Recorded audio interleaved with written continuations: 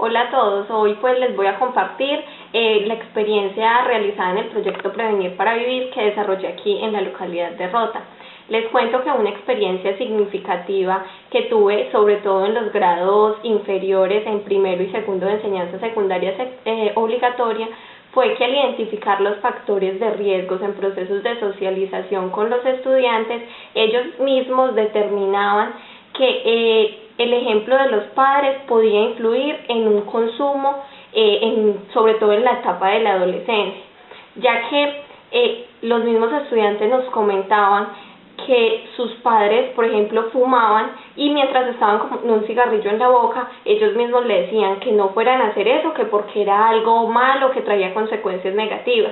Ellos se cuestionaban que por qué los padres lo hacían y que decían que no lo hicieran, que a ellos les causaba curiosidad y que si los padres lo hacían, pues que no traía consecuencias negativas.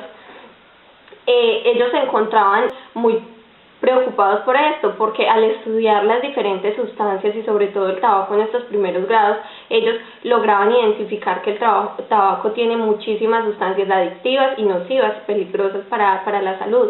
Entonces se encontraban con esta preocupación de por qué los padres decían que no lo hicieran y ellos lo hacían diariamente y lo hacían con un consumo muy frecuente. Debemos de tener en cuenta que los factores de riesgo y de protección se encuentran implicados en tres fases, que son a nivel social, a nivel personal y a nivel familiar. Los factores de riesgo a nivel familiar se encuentra el ejemplo en la familia. Cuando son padres y madres consumidores, hay una mayor tendencia a que los hijos consuman una sustancia. Esto estuvo determinado por una encuesta realizada en la Junta de Andalucía. Además, se debe tener en cuenta la familia como una unión de personas que comparten un proyecto de vida en común. En ella se generan fuertes sentimientos de pertenencia al grupo y proporciona aportes afectivos y materiales necesarios para el desarrollo y bienestar de las personas que la componen.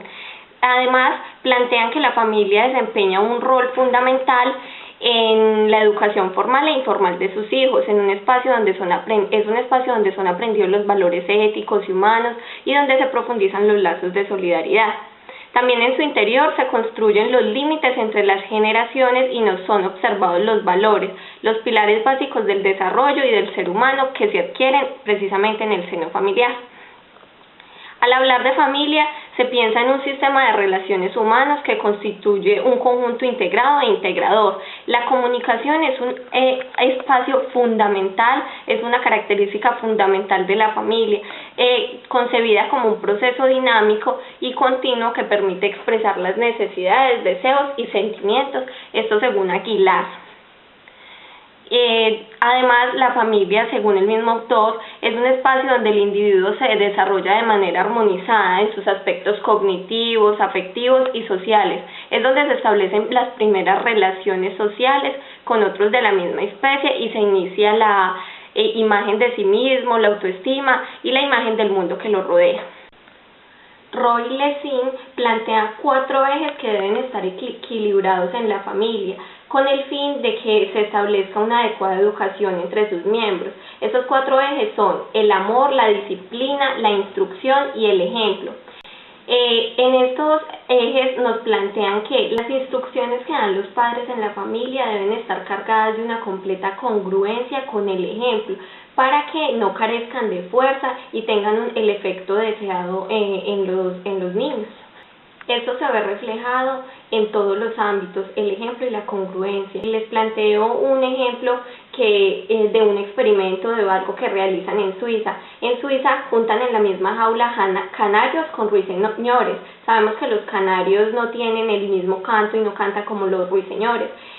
Al compartir este ambiente, este espacio, al final los canarios terminan con un canto muy similar y con algunas características propias de los ruiseñores. Esto nos da a entender que tanto los animales y en esta vida mucho más las personas, los niños, imitan sobre todo a los padres, imitan a las personas que les dan un ejemplo, y si este ejemplo es positivo, pues entonces imitarán estas características positivas de su familia, pero si el ejemplo es negativo, entonces se encontrarán con conductas inadecuadas. El ser humano, cuando comienza su formación en la temprana edad, tiende a ser como una esponja que absorbe mucho y en gran medida todo lo que ve en su entorno, de lo que ve a su alrededor, en su hogar, en su familia. En este caso podría ser muy similar como el ruiseñor y el canario que están dentro de una jaula. Juan Carlos Díaz nos plantea que muchos de los comportamientos que se ven en la familia serán los mismos que posiblemente van a repetir los estudiantes en un futuro próximo. Es bien sabido que los niños poseen un deseo que por instinto es imitar la conducta de los seres humanos que observan a su alrededor y en este caso no poseen la capacidad de evaluar si la conducta que realizan los otros le va a producir un bien o va a producir un mal en su vida, si le va a generar un beneficio o va a generar una consecuencia negativa. Las acciones de los padres o de los adultos con los cuales los hijos se relacionan en el hogar producen mayor efecto en ellos que muchas de las palabras, instrucciones, sermones que en el mismo ambiente pudieran recibir.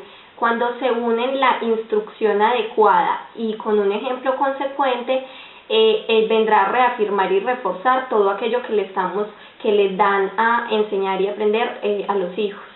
Pero si dedican mucho tiempo los padres para estar instruyendo cuestiones básicas sobre un comportamiento, pero ellos observan lo contrario, obviamente todo lo que hablan carecerá de fuerza, de efecto y producirá en ellos otro efecto que no se desea. En la adolescencia se debe tener en cuenta que los estudiantes comienzan a analizar las conductas y ejemplos de los padres de manera racional, es decir, desarrollan el juicio crítico, comienzan a preguntarse de manera racional e inteligente la causa y la finalidad de cada una de las indicaciones o normas que han sido establecidas en el hogar en un momento dado y comenzarán a preguntarlas abiertamente a su familia, a profesores y en otros espacios. Se debe tener en cuenta que en el contexto familiar pueden presentarse circunstancias y factores que favorezcan o no el acercamiento al consumo de drogas. Una dinámica familiar apropiada debería proporcionar factores de protección que permitiesen el desarrollo integral de las hijas e hijos.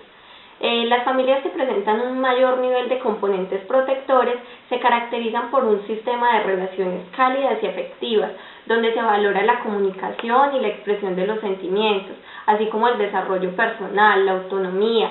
Las personas que pertenecen a ese tipo de familias se sienten queridas y protegidas, pues existen normas y límites claros.